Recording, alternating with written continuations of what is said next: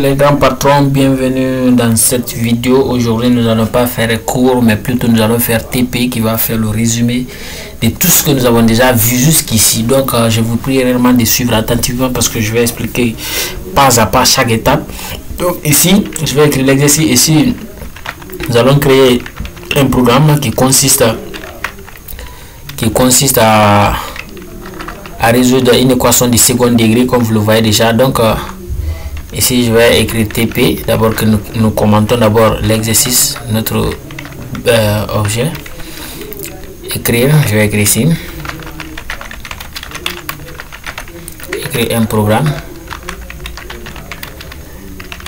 qui permet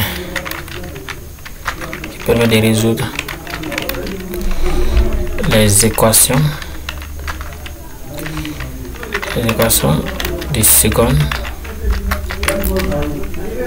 degré. Excusez, ne faites pas attention avec mon clavier anglais, qui permet de résoudre les équations de second degré. Bon, donc en tant que des personnes qui ont déjà des niveaux élémentaires lycée normalement, nous savons que pour résoudre les équations de second degré, la formule que nous connaissons déjà de base, tout le monde a par cœur la formule de delta, discriminant delta, qui est égal à quoi? Qui est égal à notre b. Donc b serait une fonction puissance, comme nous l'avons déjà vu. Pour calculer la puissance, ou bien, ok, je vais mettre la formule intégralement puisque les gens puissent voir. B au carré plus 4 AC, puisque c'est la formule pour l'instant. Maintenant on a la formule de delta et la formule de x1. Si, voilà, faut pas qu'on oublie cette partie, si la valeur de delta est positive, ce qui signifie qu'on aura deux solutions distinctes. Donc nous avons x1 qui est égal à la racine, qui est égal à la racine, mon Dieu, qui est égal à la racine de, qui est égal à la racine delta, plutôt moins b avant, moins b plus racine de delta, le tout divisé par 2 fois 2a. Alors je vais écrire ainsi. Donc nous allons copier aussi les mêmes choses pour x2. Ça c'est juste pour un peu vous guider quoi. Au fur et à mesure que nous résolvons, il ne faudrait pas qu'il y ait des amalgames de compréhension. C'est pour cela que j'ai fait tous ces commentaires là et je sais bien que vous vous rappelez de tout ceci. Donc nous savons qu'au cas où delta est positif, on aura ces deux solutions qui sont ici distinctes, x1 et x2. Au cas où delta n'est pas positif, nous savons qu'il n'y aura pas de solution dans R. Donc les gars, je vais sortir de notre commentaire, nous allons commencer à préparer notre environnement. Donc nous savons, quand nous prenons nous savons que les équations de second degré c'est du type ax carré plus b de x plus c, c étant la constante. Donc ici je vais écrire aussi ça ici, les équations de second degré, j'ai dit quoi? Voilà, ici nous pouvons avoir ici a de x au carré. Bon, nous allons continuer parce que j'aurais du mal ici, c'est pas un éditeur Word pour mettre le carré exactement. Donc ici nous allons essayer de préparer notre environnement pour pouvoir créer notre programme qui va nous permettre de résoudre une équation de second degré. Donc en tant que programmeur, quand vous voulez résoudre une tâche spécifique, qu'est-ce que vous devez faire? Comme on vous a dit dans les cours de base d'algorithmique, vous devez d'abord préparer l'environnement. Vous devez vous demander, j'ai besoin de quoi et quoi et quoi pour parvenir à résoudre cela. C'est comme si vous faites des recettes de gâteaux. J'espère les professeurs, la majeure partie des professeurs d'algorithme prennent l'exemple sur ça, une recette de gâteau. Vous avez besoin de quoi? Donc l'ensemble de ces kits vous devez préparer ici. Analysez d'abord le problème qui est devant nous. Donc nous allons d'abord nous dire de créer un programme qui permet de résoudre les équations. Donc au niveau des équations de second degré, nous avons besoin quels sont les réels qui sont là-bas. Nous avons les réels qui sont en A, B et C. Donc puisque c'est les réels là, les gars, par la magie nous connaissons déjà le type de notre variable, n'est-ce pas? Donc on a dit quoi? Pour créer des variables de type réel, nous utilisons quoi? Ce fameux mot qu'on appelle de double là.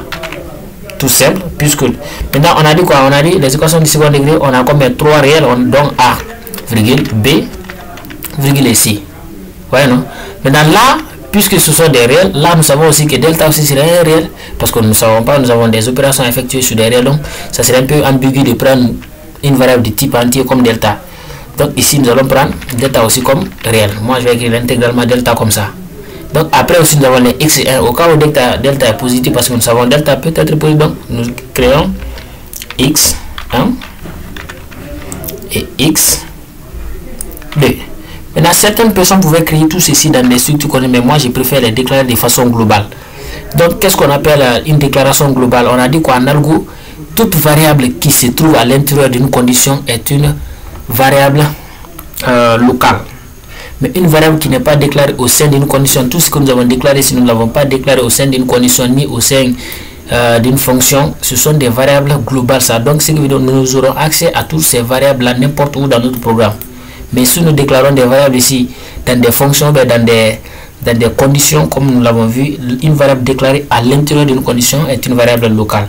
Donc ici, nous avons déjà préparé notre environnement. Nous avons les familles A, B, C, delta, x1, x2. Donc ici, nous allons commencer maintenant à récupérer les informations d'abord de l'utilisateur. Je vais un peu écrire ça ici. Je vais commenter cela. Récupération des données sur le récupération des données des réels sur le clavier. Et j'espère que j'ai beaucoup de temps parler sur cela. Donc on a dit quoi, puisque aussi ici on a besoin aussi de l'objet qui va nous permettre d'accéder sur nos informations sur le clavier, alors ce serait mieux que nous le déclarons au préalable en même temps avec l'environnement. Là, puisque c'est l'objet scanner, nous allons dire scanner, on l'instancie comme clavier. Moi je vais CLV égale à quoi, une nouvelle nouveau scanner. Dans la panne, mettons système.in. Prêt, point virgule. Maintenant ici, pourquoi elle a coché la trace, c'est parce que nous n'avons pas importé la bibliothèque qui s'occupe des scanners. Donc nous venons ici, nous l'importons. Vous voyez, puisque c'est un objet, donc l'objet là se trouve dans une bibliothèque qu'on appelle java.utile. Voilà. Mais nous n'allons pas ramasser tous les outils parce que je vais dire l'étoile permet de récupérer l'ensemble des fonctions ou méthodes qui se trouvent dans un package. Donc ici, moi je vais pas prendre ça. Cela permet de charger tellement la RAM. Scanner. Voilà. Maintenant ici c'est résolu. Nous avons notre objet clavier qui est prêt, qui va nous permettre de récupérer les données et les mettre dans des variables. Donc nous allons commencer à récupérer. Donc pour la première fois d'abord, quand l'utilisateur rentre, on lui demande quoi d'abord des données. On va lui donner un message système out print ln. Donc quand l'utilisateur compile d'abord, on va dire quoi, donner la valeur de A, parce que c'est voilà, donner la valeur de A. Voilà. Maintenant nous concaténons, je mets 2 points. Voilà, je mets 2 points. Maintenant puisqu'on a déjà demandé, je vais compiler pas à pas. Nous allons aller, vous voyez, il dit donner la valeur de A, mais il n'y a pas déjà notre scanner pour ça va notre écouteur scanner pour récupérer la valeur qui serait saisie. Donc nous allons l'appeler maintenant, puisque c'est A, la valeur de A qui va être entrée, A déjà déclaré. Là dans ce cas on peut récupérer A simplement sans l'accompagner de son type. Donc on peut dire A égale à quoi, notre objet clavier CLV qu'on a déjà dit point next. Tu vois, dire next double, puisque c'est un réel, il dit next double. Après à la fin nous mettons un point virgule. Donc ici A serait entré. Donc nous allons reprendre ces deux bouts de code pour récupérer l'ensemble des valeurs qui seront demandées à l'utilisateur, des réels qui seront demandés à l'utilisateur pour que le programme puisse fonctionner. Donc ici on a besoin de B, et ici on va dire, on va changer juste le B, on va lui donner la valeur de B. Donc ainsi de suite. CTRL V, ici aussi on a la valeur, la dernière valeur qui est C, et ici aussi on va l'attribuer à C. Donc ici on a déjà récupérer déjà les valeurs de base dont notre programme a besoin pour effectuer le reste, parce qu'on connaît déjà le réel A, et exactement c'est ça dans une équation de second degré. Il faut d'abord connaître la valeur des coefficients de x, c'est-à-dire la valeur des réels. Donc puisqu'on a déjà récupéré, nous savons que la valeur de delta serait calculée maintenant en fonction de tout ce qui a été donné. Donc dans ce cas je vais aussi commenter cette partie. Je dis calcul, pour que vous puissiez comprendre, calcul de la valeur de delta. Voilà. Maintenant ici nous allons maintenant calculer notre valeur. D'abord on va compiler, d'abord voir jusqu'à où nous sommes. Voilà, il nous dit donner la valeur de A quand il donne 2, j'entre, il donne la valeur de B quand il donne 2, donne la valeur de 6, je peux donner n'importe quelle valeur. Il se limite là parce qu'on n'a rien mis après cette partie.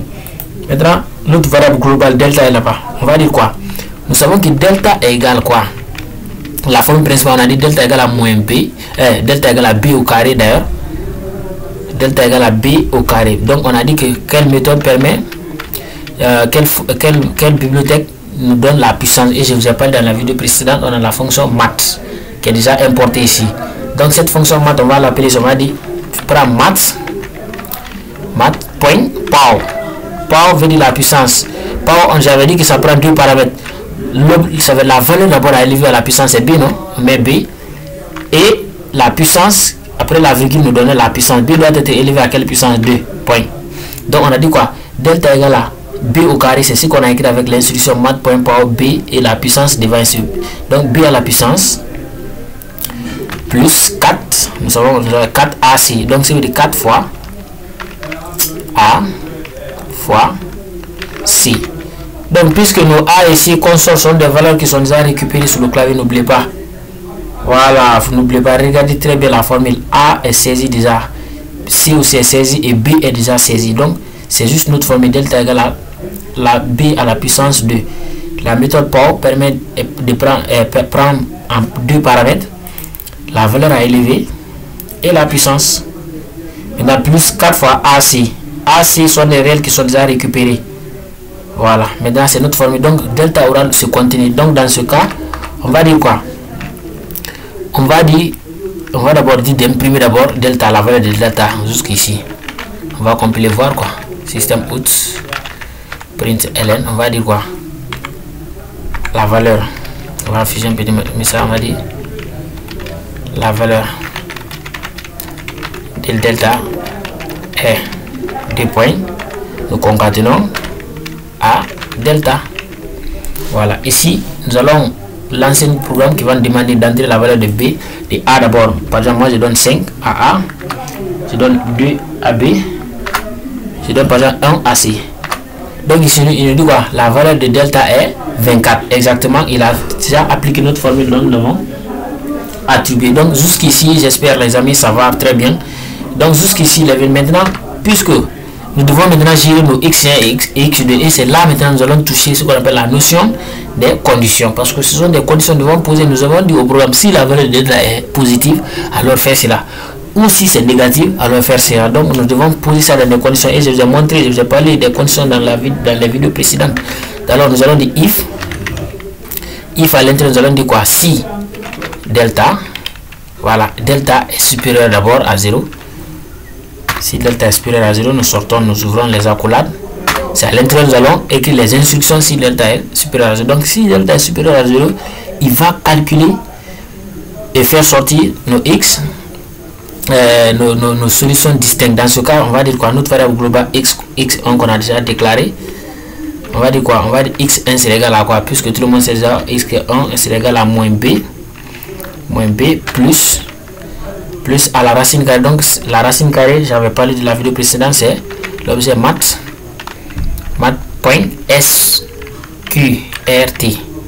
qui va prendre qu'une seule valeur, la racine carrée de quoi? De delta. Il a même déjà mis automatiquement, donc on maintient delta après on divise le tout là.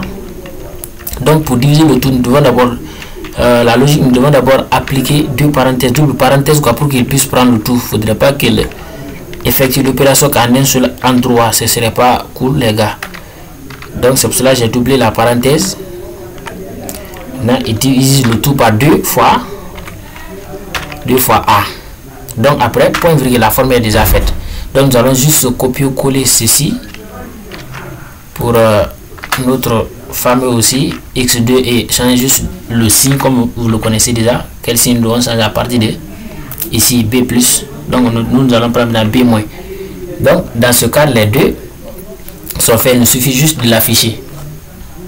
Donc on va dire qu'on va dire système print ln. Système out print ln va dire quoi? On va dire les solutions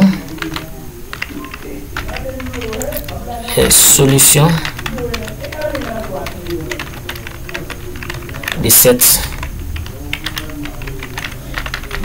équation, les solutions de cette équation sont, voilà, après nous concaténons un peu, je vais dire x1, ou bien bon, je vais un peu structurer pour mieux faire notre programme là. Je vais juste copier ça pour les afficher à la ligne chacun. Sont après ça, nous allons dire CTRL V. Là, il va dire directement ici, il n'aura plus, il va juste dire x1 est égal x1 est égal à, on concatène avec notre valeur x1. Voilà, on fait la même chose que pour x2. Alors les amis, abonnez-vous beaucoup. Ici aussi nous allons afficher la valeur de x2. Donc ici on a déjà géré cette condition. On a dit si delta est supérieur à 0, il va prendre cette formule, il va faire l'opération. Après avoir effectué l'opération, il nous affiche les différents résultats là. Donc au cas contraire, si la valeur, puisqu'on a déjà vu, si la valeur de delta n'est pas supérieure à 0, donc c'est ici nous allons gérer l'accolade là. Là on va lui dire quoi? On va dire else if. Vous voyez non? On va dire else. Mais ici, pour moi, cette condition n'est pas assez complète. Je vais dire si c'est supérieur ou égal. C'est mieux quoi. Là il pourra gérer les deux cas. Si c'est supérieur ou égal, là moi ici je vais dire else if. Au cas contraire, else if, ça c'est des structures, des conditions posées, ce qui veut dire si ou sinon. Sinon si, pour ceux qui ont déjà fait l'algo, ce que je vais dire sinon si delta est inférieur à 0. Ah, là nous savons déjà tout un chacun, c'est qu'il n'y a pas de solution dans R. Là tout ce que nous devons faire, c'est afficher un petit message en nous disant, je vais effacer ce qu'on a ici, je vais dire, on va dire l'équation